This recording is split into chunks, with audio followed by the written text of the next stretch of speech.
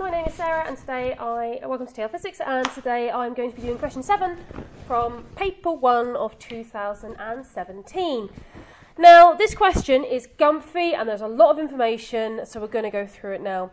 So basically a student is investigating vertical oscillation, so they're measuring, it's all about SHM, this one. So this is that one that bridges from, this is the A level paper, not the AS paper. Okay. Two springs, are A and B, are suspended from a horizontal metal rod that is attached to a spring vibrator. The stiffness of A is K and the stiffness of B is 3 times K. Two equal masses are suspended from the springs as shown. The vibration generator connected to a signal generator. The signal generator used to vary the frequency of the metal rod.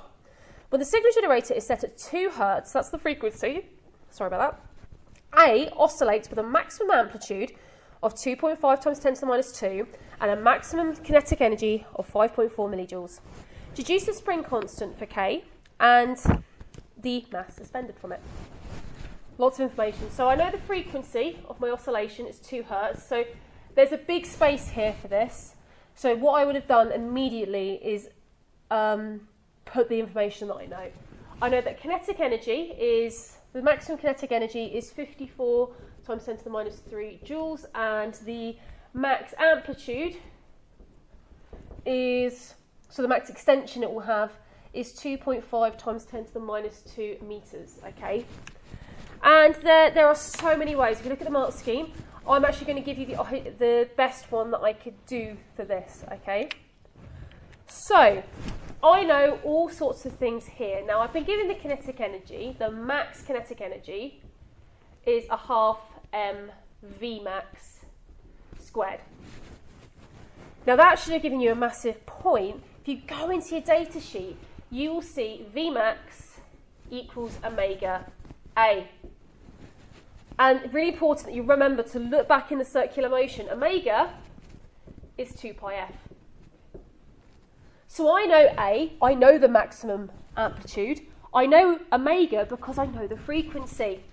So I know that's going to be 2 pi times 2, so that's 4 pi, times by 2.5 times 10 to the minus 2. So I'm just going to put that into my calculator. So 4 times pi times 2.5 times 10 to the minus 2, I get an answer of 0.314. And now I'm going to put that into this formula here, because I know this is 54 times 10 to the minus 3. I know that's a half. I don't know what m is, but I now know that's 0.314 squared. So I'll square it, and then I have 54 times 10 to the minus 3 divided by that, and then I'm going to times it by 2, and I get an answer of mass equaling 1.1 kilograms. So now I want the spring constant, and there are numerous ways of doing this as well. They've given you a frequency, they want the spring constant, and this is a mass spring system. So this formula here is one of the first, m over k, that comes to mind. If you know the frequency, you know 1 over frequency is the time period, so that is 0.5 seconds. I can use that in this formula here. So I now know that's 0.5 is 2 pi square root 1.1 over k. So let's rearrange this. So let's divide 0.5 divided by 2 pi. Let's square it to get rid of the square root. Okay, so I've got 0.6 equals 1.1 over k. And let's now do 1.1 divided by that. And I get 1.78. Where have I gone a bit strange there? I do apologise.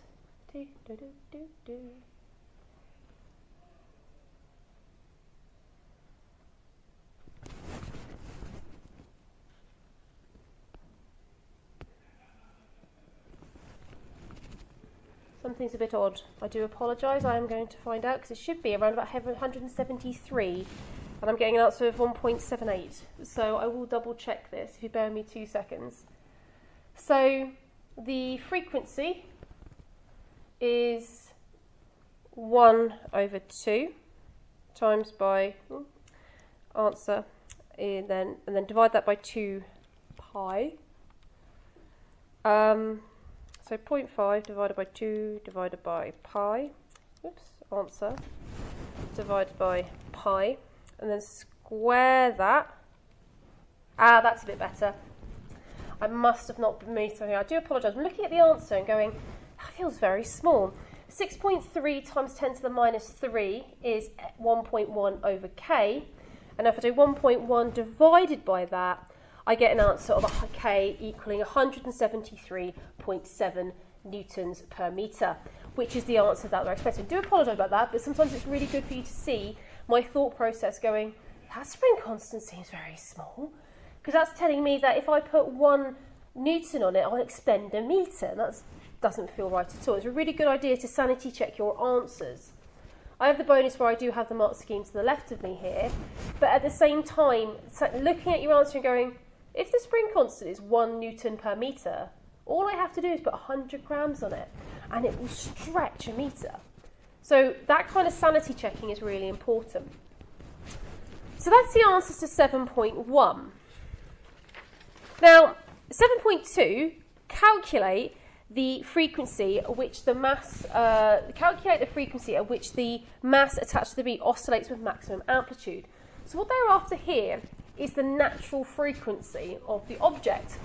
And this is really important because you knew that A was K, you know that B was 3K. So I'm actually going to use the same formula again. So time period is 2 pi root m over k, and it's got the same mass on it, okay, and k is going to be 3 times the k that was found by 1. So I know that I'm going to have this. We're going to have 2 pi square root 1.1, because they were attached with identical masses, over 3 times 173.7. So that's for my time period. So let's put this in. So I've got 1.1 divided by that. I'll square root that, and I'll times that by 2. Oh, wait. 1.1 divided by 3 times 173.7. I'll square root that answer. That's better. And then I'll times it by 2. 1.1 divided by 3 times 173.7. Okay. And then square root that. And then times that by 2, and then times that by pi. I get my time period of 0.29 seconds, which 1 over 0.29 to get the frequency. So I've only got the time period here, is 3.46 seconds. Okay. So that gives me the seconds. I do apologise. Units, hertz. Okay. So I've got 3.46. I've got 3.5 in the mark scheme. They're not accepting. They don't really mind if your mark scheme's slightly off. But this is the frequency here. So I calculated the time period because this formula is in your data sheet. So this is actually really easy to find. Little things you need to remember, of course, is that your K is 3 times and your M is the same. And of course, it's got a stronger spring constant, so its natural frequency is going to be slightly different. So, you have been given in 7.3, and I'll just take this a little bit further. You've been given in 7.3 a lovely, this is called a resonant frequency graph, of going up, down, like that. And that's at 2 hertz. Okay. So this here is for spring A. So spring A has a resonant frequency. This is the frequency that it will resonate, that you get maximum amplitude from, at around about 2 hertz. Now, explain the two difference for graph in spring B, okay? And there, it's twofold. One, the resonant frequency is higher. So the difference of one is that, so this is worth 4 marks. So explain the two differences. So there's a mark for stating the difference and a mark for explaining the difference, okay? So much like with explain questions, as I've said in many of these questions before, you have to state something and then explain with physics why that is true, or why that's true. So number one is that the peak would be to the left. So by the way, this is for 7.3, okay? The peak to the left. So that's the statement of the fact. Now let me explain it. Because the natural frequency is higher. So this graph will have a resonant frequency because the natural frequency of this object is higher than 2 Hertz. So this peak is going to be slightly further to the left, okay? The other one here, okay, is the idea of what happens when you have a stiffer spring. And it's actually quite important. Stiffer springs are more prone to something called damping. And that is because they are stiffer, they tend to move slower, because they tend to have a much different force about them. So stiffer springs are more prominent to damping a system. This is why that you don't have a really nice extendy spring in your cars or your bikes. You have a really stiff spring. So number 2, what will actually happen is because damping will happen more, this peak won't be as high. So the peak would be lower.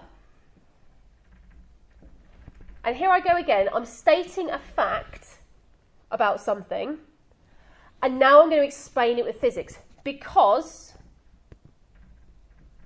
bigger spring will dampen